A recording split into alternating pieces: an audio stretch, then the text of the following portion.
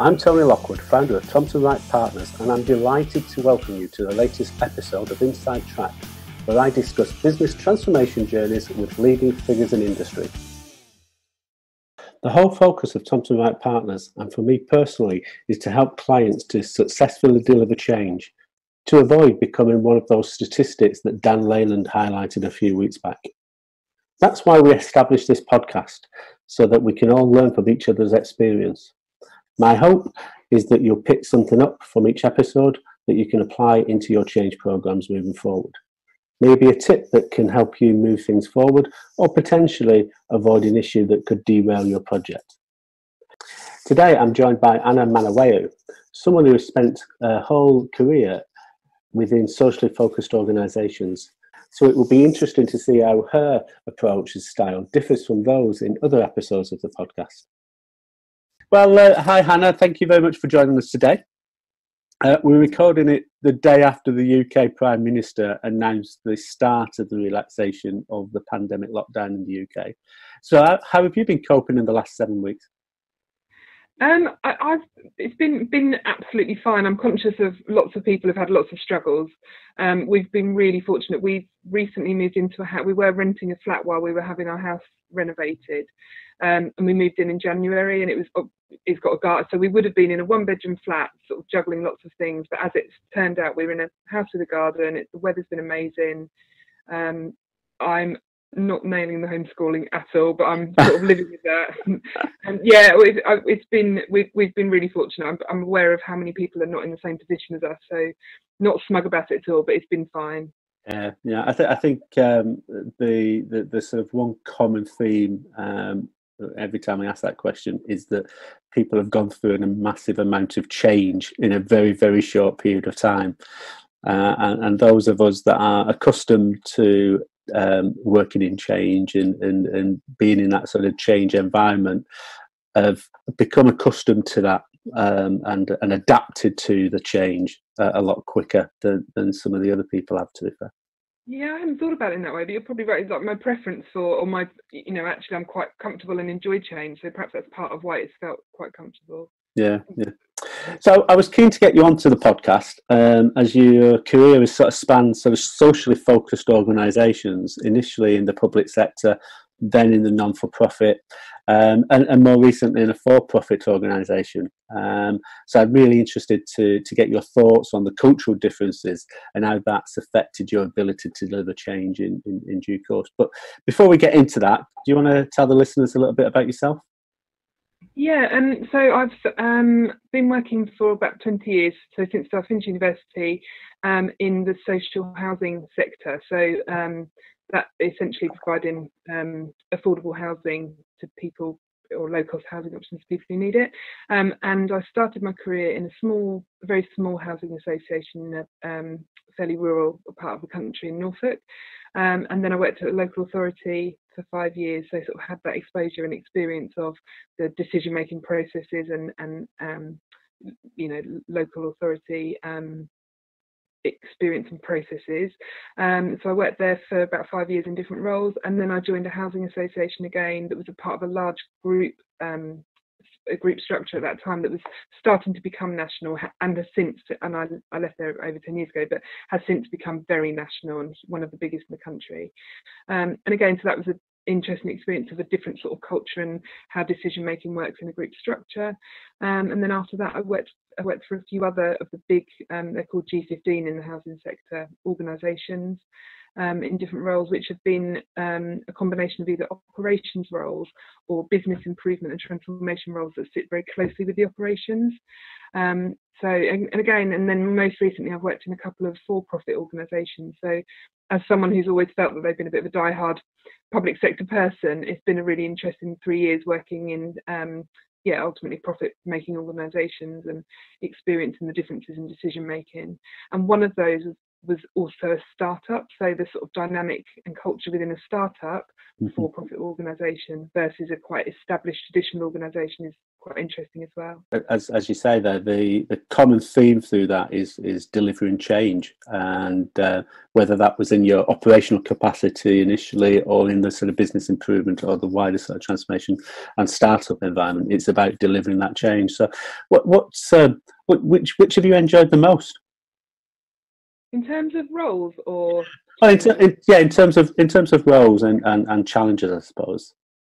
In terms of enjoyed them, they've all had different things about them I've enjoyed. So actually being part of a large G15 housing association for 6 years, I loved it there, and I still refer to that as if I still work there, and got some huge experiences there, and it was a really positive experience, and delivered some really brilliant change, and was part of some fantastic transformation there. So what was it about that though that you specifically enjoyed then? I think because the main sort of biggest, chunkiest change that I delivered there was essentially a restructuring the way that a service was delivered. It was an internal team essentially delivering services to the more frontline staff. We knew that it wasn't as cost effective as it could be, and there were some areas of duplication and there were some gaps. So it was about reviewing what the existing offer was, and identifying what the offer needed to be in the future, and essentially designing the new structure. But I think why I loved it and still feel really fond is that it was really effective change management with involving the people. So I think we sort of from the very outset, it was really important to take the people with us.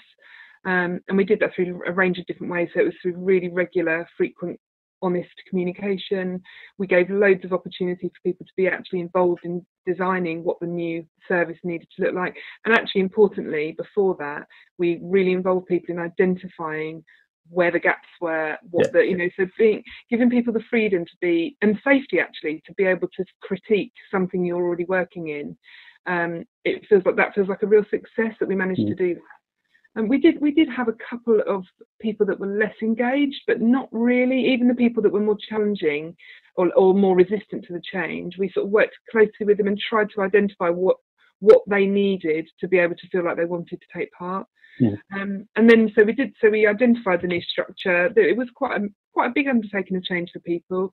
It was all, people had to apply for new roles. There wasn't much matching, so there weren't many roles that were the same for people. So, and we ended up with about 50% new staff, so new roles and new staff coming in, which we managed to do really quite quickly and get really good, strong quality people in. And sort of success measures that I'm still really proud of are that we've got really high staff satisfaction for that division that year was the highest in the company, having just been through all of that change and with lots of new people. That felt really positive. What it was set up to deliver, the service it was set up to deliver, was really well received from the other parts of the business, and there was a strong appetite. They were constantly asking us that could you just, I'll pay you, but can you also do this bit of service for me? And it felt like a real success, I think, and I always reflect on that really fondly.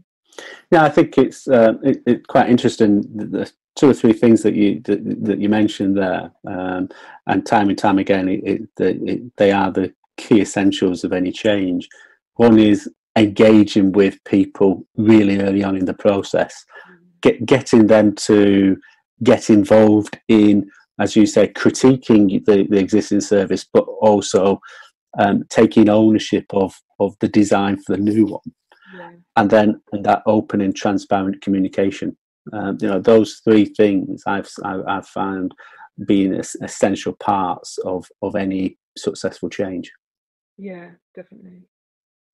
Okay, great. So, as we said earlier, you've operated in public sector, in for-profit, non-for-profit organisations that have, and you've also just mentioned there that, depending upon the size of organisation that you've worked in, different cultures and such like. So, what have you noticed about how you've delivered change in those different cultures? What are the sort of key lessons and key themes that you can pull out of those?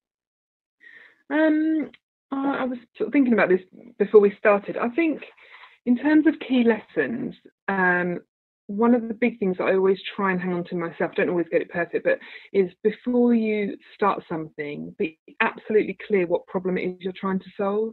I think sometimes you can, an organisation or an individual can think there's something that's not working here, but not spend the time to define what it is, and also, so what is the problem you're trying to solve, and then start to jump forward straight into exploring what the solutions are, or, you know, is it a restructure, a new post, is it a new system, but actually not been fully clear on what the problem is you're trying to solve. And in my experience, that it gives the chance of something being successful, it makes it much lower, because there's not that clarity going through as to what it is you're trying to achieve and why. And I've seen that. So in the startup organisation I worked for, we needed a system really quickly because we were moving at such pace, but we didn't spend any sort of enough time exploring what the system needed to be able to do for us. So we jumped to a solution, and then not very soon into the organisation, so sort of probably less than a year really, we were already having to look at you know, then we started a change program really early on in that organisation to actually then start to explore, right, what do we need a system to do for us in the future? How can we try and, as much as possible, future-proof it? Yeah. What might our aspirations be around, you know, systems and services in a couple more years? So because I think we didn't spend the time at the beginning on that one, we then ended up having to redo something. So I think being clear about what problem you're trying to solve is really important. Absolutely. Another one is, be really clear, or make sure you clarified as an organisation your decision making. So both your decision making process, who makes the decisions, and where and when. So are you going to set up a project board, and do you really mean it? Are they really the people that get to say it, or does it still go to the chief exec or whoever else? And actually, I think you can make successful change with any decision making as long as you do know what it is and people understand it. So it doesn't, if the organisation is quite autocratic and it is the chief exec, that's okay as long as it's known. But also the sort of timings of that is really important. So I've seen change be less successful and slow down if actually access to the decision board or panel is really infrequent. So if you're trying to do, say, a project using agile sprints, actually your panel, you know, the decision making board, the project board's only meeting once a quarter or something, it's totally out of kilter and not aligned with the sort of what you're trying to create as a change program. So yeah, the decision making is really important. And then the other thing, which I've already touched on, but it's about that staff engagement and communication. And I think, like exactly as you said, it has to start from at the point the inception of the fact that you think you might need to do some change or do some transformation. It's that point that you start having the discussion and engaging people. No, yeah, I think it's very important. I think that you touched on some really interesting points there. You know, the whole aspect of project failure being as a result of getting involved in solution orienteering too early in the process and not being clear about, one, what the problem is, and two, where we're trying to get to. And you know, I've been involved in a number of organisations personally where they've seen they've got onto the sort of the process of looking for the next new shiny object, because that's what everyone says you need, and you jump into it without really thinking and considering what it means to the organisation. And some of these organisations have been the very large organisations that have done this and just gone down it without really considering what the impact would be on the wider business, and if you change this one part of the business over here, what's the impact over here? And I think that's where I found a lot of initiatives fail. The initiative might be successful, but as a whole across the organisation, there's a massive failure. Well, actually, and that's one of the other points I was going to make is what you just said. Then exactly it. So the other really important thing is make sure that the organisation understands the different strategic priorities, because otherwise and I think that's more of a risk in a large. So to your point about my experience in some smaller organisations, inevitably that's more of a risk in larger organisations where you might have more strategic things happening at more different. It's harder to keep the communication clear, isn't it? But certainly in the past where I've seen change not go as well has been, you've got one, say a system improvement project happening over here, but somewhere over there you're also reviewing some performance stuff that's going to directly impact on that, and it's not happening at the right time, and there's not enough communication. So I think that some sort of strategic map or program management has to be in place. Yeah, and I find it's definitely a case of looking at the whole end-to-end process. Yeah. So even if it's a system or a performance issue, if you just look at your little bit in that process and try to improve it without considering the end-to-end, you might improve your bit, but the end-to-end becomes really inefficient. Yeah, exactly. So within the sort of social housing sector, there's obviously an absolute focus upon delivering valuable services to the community. But the regulator places their emphasis on value for money and governance within the organisation. How does that, those three elements, affect your ability to deliver change and improvement? I think. Or does it? Yeah, I mean, to be honest, I think the current regulation of the social housing sector is actually, so the point about value for money and governance and the focus on that is absolutely about organisations co-regulating. So their boards themselves being responsible for making sure their organisations are effective, but also co-regulating, so with your residents, so that your actual customers are sort of defining or certainly informing what it is you're doing for them and how you're doing it. So if you're a housing association in an area where something like grounds maintenance and caretaking is hugely important. So if you're someone who has mostly estates, and those are going to be the biggest issues, whereas a landlord in a different area might have a very different experience. So when I worked for the for-profit housing association Sage, we were buying mostly new build homes, which are mostly on quite nice new estates in fairly rural areas, mostly. The issues for Sage as a landlord and the priorities for the majority of our residents can be very different from a inner city landlord with lots of blocks and things. So the regulator really is saying they want the boards to govern and to understand the business and make sure that the business is being effectively managed, and that for you to sort of deliver the services that are most important to your residents. And in terms of actually, that gives quite a lot of freedom for any change you want to undertake. It means that there's rightful scrutiny of that change and that it's on the right thing. So, for example, if an organisation that did have inner city flat, blocks of flats, started to say it was going to do, I don't know, something that wasn't very meaningful to those residents, you would expect to get a lot of scrutiny from your board to say, hang on a minute, why are we investing in this? It's not a priority. Yeah. So that's where it comes into play. But no, I think it's certainly compared to previous iterations of regulation, which have been much more prescriptive. Actually, I think the current regime does give more freedom for change. Right. Okay. And does that also mean that one of your key stakeholders in that change sort of agenda are the tenants, are the customers? Absolutely. I mean, it should, for effective organisations, I can't imagine how your customer wouldn't always be a key stakeholder. Any organisation, whether you're a social housing landlord, whoever your customer is, surely it's always going to be one of your key stakeholders. But yes, certainly for social housing. Yeah, but I think the difference is in social housing, typically your customers, your tenants, will be on the board.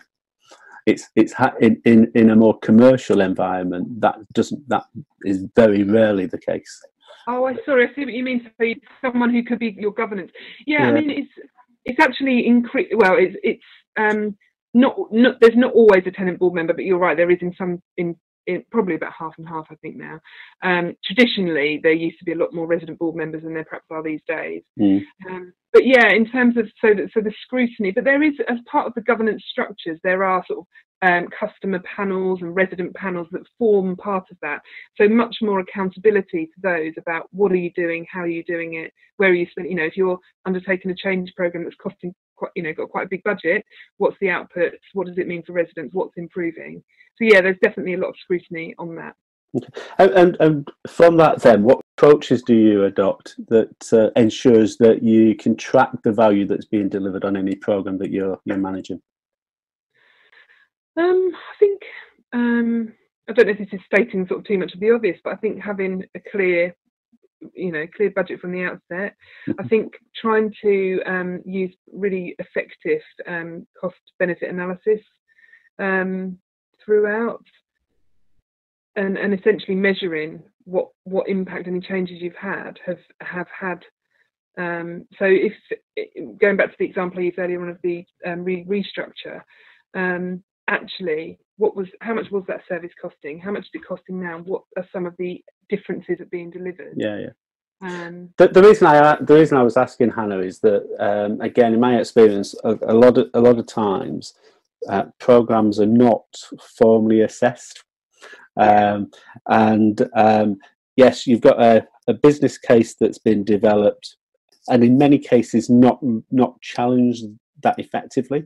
So if the numbers stack up, you get the go ahead to go, and then the benefits are not effectively tracked to the bottom line. So when you come back at some point in the future to say, has that £5 million investment delivered that £15 million worth of value? People sort of like, yeah, of course it has. Okay, can you demonstrate? Well, it's a bit hard to do. So I just wondered whether or not, by having that sort of absolute focus upon value for money, and that oversight, whether or not that some of your practices that you've adopted within the social housing world could easily be translated into a more commercial environment. I think organisations are improving. So I think historically, organisations haven't always been great, or in my experience, the organisations I've worked in, we haven't always been great at that follow-up monitoring. So we set out at the beginning what we're expecting to achieve and why we're doing something. So if it's to save money or be more effective, and then we say that we will check in on that after, but we've not been brilliant at actually monitoring that and actually knowing what has that improved or what has it done. But I think off the back of the value for money monitoring and returns that you have to send back every year to the regulator, I think that has helped organisations focus, and there's a much stronger focus now on return on investment. So at the beginning, setting out your expectation on the return on investment, and then being able to say, what has it delivered that?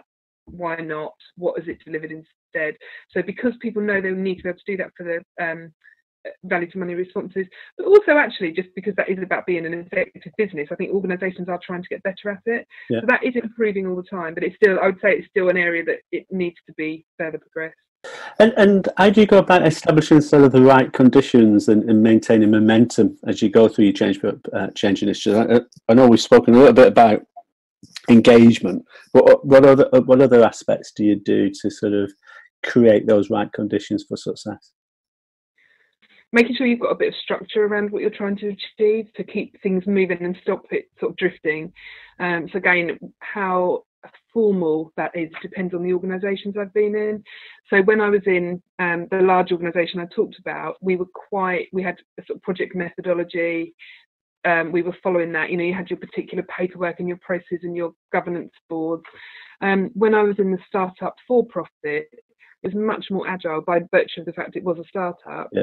And so actually we just had a meeting in the diary every week that was, and we did have some structure around it. I'm not undervaluing it at all, but it was not the same. It was much more output focused.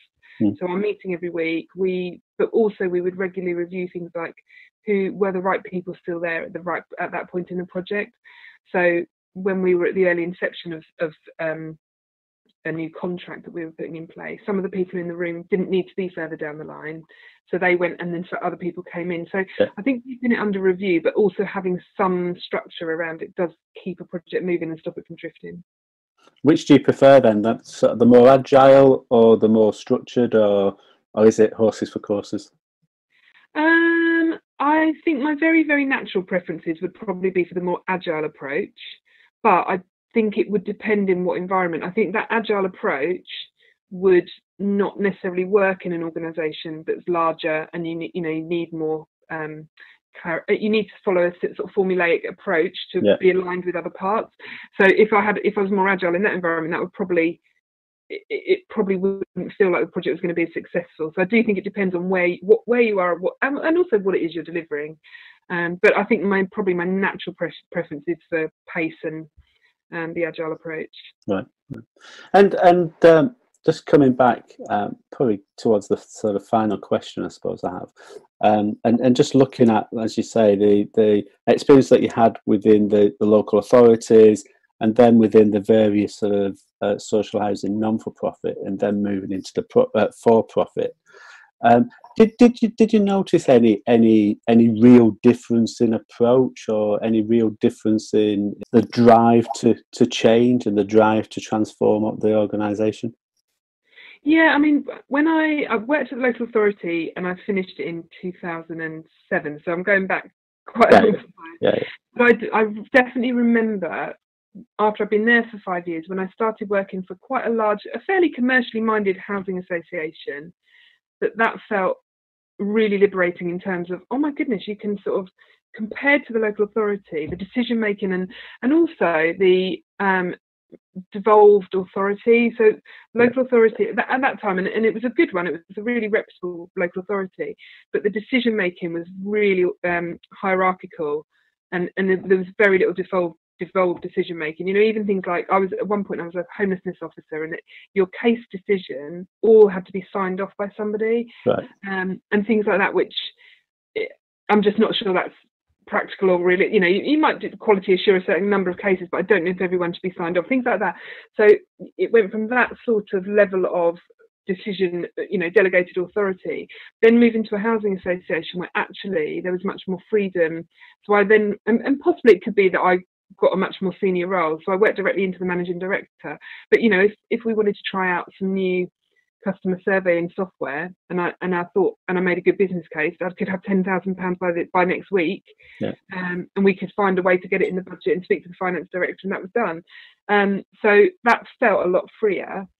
Then when I went to the for-profit new housing association, so I always say to people, it's like being at a startup but with money. Yeah. Which I know sounds like the dream to lots of people, and in many ways it was like having a blank piece of paper. So what would you want the organisation to do, and how would you want them to do it? And obviously working within what our investors' expectations were for that. But that was really liberating again, because that really was, you know, okay, so do we think we want to structure it with this type of team? Okay, let's trial that for 6 months. And it would be, if anything, the pressure there came from actually delivering quickly enough the things that we wanted to do, because there was so much freedom. And so given that sort of combined experience, if you were to go back into a sort of non-for-profit, or back into the sort of wider public sector, how do you think those different experiences will help you? What things will you pull from each one of those sort of experiences that you can sort of apply into your next challenge, shall we say? Yeah, I think the some of the sort of discipline and structure of things like having your defined project board and decision making at the beginning. I got my large established housing association, so some of that you do need, and to my point earlier about one of the most important things is knowing who is going to make that decision, and where can you get that decision made for keeping things moving. Who's going to decide the budget, who's going to agree the spend, etc. So some of that structure and formality, even if it feels more casual, does need to be defined at the outset. And so I would take that from the kind of not-for-profit housing association bit. The agility and the trialing things out, and the pace, I would try and recreate from the for-profit startup environment. So trying to really challenge, well, actually, why couldn't we make that decision next week? You know, why does that have to wait 3 months for a project board? Let's create the structure that helps us to make agile decisions and keep moving quickly. Yeah. So I think I'd probably try and combine those two elements. And I suppose that the sort of key to doing that is getting, and you touched on it earlier, getting that sort of delegated authority into the sort of project board, and having almost like a sub-project board rather than that's got that authority to make decisions up to a certain point, to keep that agile sort of process going. And I think, exactly that. And also what I've experienced is that a few times you might end up setting that up when you get blocked and it's not quite working. Whereas actually, if you proactively set that up in advance, how much more powerful would that be? You know, it's being proactive with it, isn't it, rather than waiting until you're problem solving. Absolutely. Okay, one question I ask everybody is, if you could boil down all of your experience down to one takeaway, what would that be? Engage people. for me, it's all about the people. Yeah, and it's all about treating them as individuals as well, isn't it? Definitely. Because like you say, some people will want to know the detail, others will just want to know the strategy.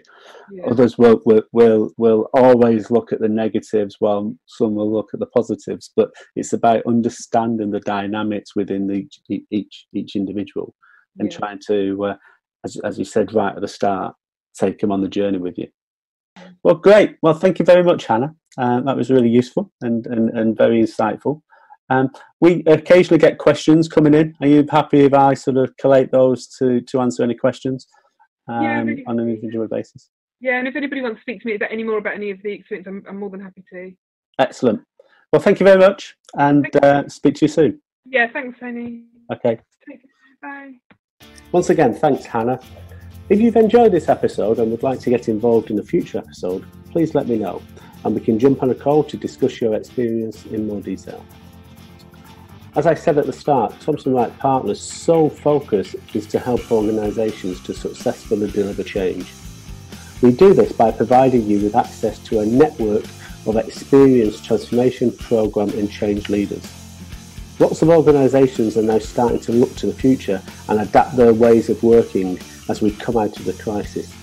If you think you need some support in pulling your plans together, please do get in touch. We will be delighted to help. As they say, it all starts with a conversation. See you soon.